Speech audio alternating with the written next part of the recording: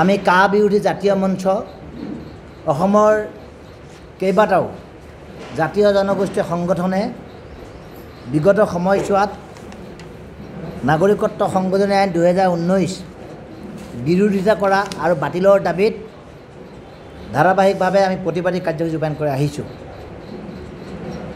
আৰু এই কা বিৰোধী জাতীয় মঞ্চৰ অন্যতম অংশীদাৰী সংগঠন হিচাপে আজিৰ এই সংবাদমেলত অসমীয়া যুৱ মঞ্চ, অসম জাতীয় ঐক্য মঞ্চ, অনুসূচিত জাতি যুৱস্বাস্থ্য পৰিষদ অসম, আহোম জাতীয় গণমঞ্চ, কৃষক শ্ৰমিক সংগ্ৰাম সমিতি, টাই আহোম মহিলা পৰিষদ, কলিতা জাতি সুৰক্ষা পৰিষদ, Deori peoples justice forum, Bodo Mech Kachari জাতীয় পৰিষদ, অসম জাতীয়তাবাদী যুৱ পৰিষদ, ভূমি অধিকাৰ সংগ্ৰাম সমিতি, ট্ৰাইবেল সেনা অসম আৰু সদৌ অসম একত্ৰিত যুৱ পৰিষদ আদিৰ প্ৰতিনিধিৰ দ্বাৰা গঠিত এই কা বিৰোধী জাতীয় মঞ্চই আজি এই সংবাদমেলৰ আয়োজন কৰিছোঁ। ইতিমধ্যে কা বিৰোধিতা কৰা আৰু কা বাতিল কৰাৰ দাবীত আমি যদিও প্ৰতিবাদী কাৰ্যসূচী ৰাজ্যব্যাপী ধাৰাবাহিকভাৱে আমি ৰূপায়ণ কৰি আহিছোঁ, আজিৰ এই সংবাদমেলৰ জৰিয়তে সাম্প্ৰতিক সময়ৰ যি লোকসভা নিৰ্বাচন, এই নিৰ্বাচন সন্দৰ্ভত কেইটামান বিষয় আমি স্পষ্ট কৰি দিয়াৰ প্ৰয়োজনীয়তা উপলব্ধি কৰি আজি সংবাদমেলৰ আমি আয়োজন কৰিছোঁ। সংবাদমেলখনত কা বিৰোধী জাতীয় মঞ্চৰ আহ্বায়ক মণ্ডলী হৈ ৰুবুল দাস, প্ৰদীপ কলিতা, সঞ্জীৱ শ্ৰীৰাম দেউৰী, ৰমেন বৰুৱা, জিতু কাকতি, হৰিপ্ৰসাদ দেউৰী, সমীৰ পাতি, ঋতুৰাজ শইকীয়া আদিয়ে অংশগ্ৰহণ কৰিছে। আমি ইতিমধ্যে এটা আমি মঞ্চৰ তৰফৰ পৰা লিখিত আমি বিজ্ঞপ্তিও প্ৰকাশ কৰিছোঁ। আমাৰ বন্ধুসকল, সাংবাদিক বন্ধুসকলে এই বিজ্ঞপ্তিৰ জৰিয়তে গোটেই বিষয়টো স্পষ্ট হ'ব পাৰিব।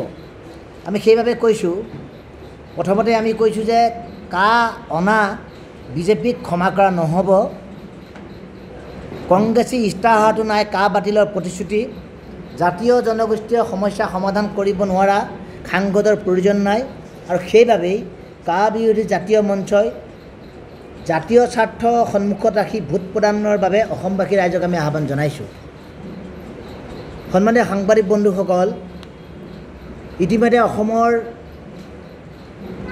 বিভিন্ন বিতৰ্ক থাকিলেও অসমৰ থলুৱা জনসাধাৰণৰ ভূমিৰ সমস্যা, বিদেশী প্ৰব্ৰজনৰ সমস্যা, শিক্ষাৰ স্বাস্থ্যৰ সমস্যা, নিবনুৱা সংস্থাপনৰ সমস্যা, জনজাতিকৰণৰ সমস্যা, সংৰক্ষিত শ্ৰেণীৰ কল্যাণৰ সমস্যা, জনজাতি ব্লক আদি ৰক্ষণাবেক্ষণৰ সমস্যা আদি শাসনত থকা চৰকাৰসমূহে আশানুৰূপভাৱে সমাধান নকৰিলে। অন্য কি 2016 চনত অসম বিধানসভা নিৰ্বাচনৰ পূৰ্বে অসমলৈ আহি ভাৰতৰ প্ৰধানমন্ত্ৰী, বিজেপি দলৰ প্ৰধানমন্ত্ৰী নৰেন্দ্ৰ মোদী ডাঙৰীয়ায়ো অসমৰ পৰা বিদেশীয়ে, বাংলাদেশীয়ে পুলিয়ে পোখালিয়ে উঘালি পেলাব বুলি দম্ভালি মাৰি শাসনত অধিষ্ঠিত হোৱাৰ পিছত এই চৰকাৰখনে বিদেশী খেদাটো দূৰৰে কথা, বৰঞ্চ সৌসিদিনা 2024 মাৰ্চ তাৰিখে নাগৰিকত্ব সংশোধনী আইনৰ বিধি প্ৰয়োগ কৰি অসমীয়া জাতিটোক মৃত্যুৰ গৰাহলৈ ঠেলিয়াই দিলে।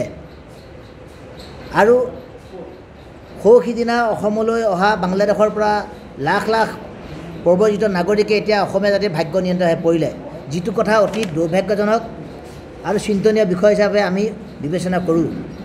আৰু সেইবাবেই অসমীয়া জাতি হত্যাকাৰী স্বৰূপ বিজেপি চৰকাৰখনক কোনো কাৰণতে অসমীয়া জাতিয়ে ক্ষমা নকৰে বুলি আমি কা বিৰোধী জাতীয় মঞ্চই প্ৰতিক্ষণত অনুভৱ কৰোঁ।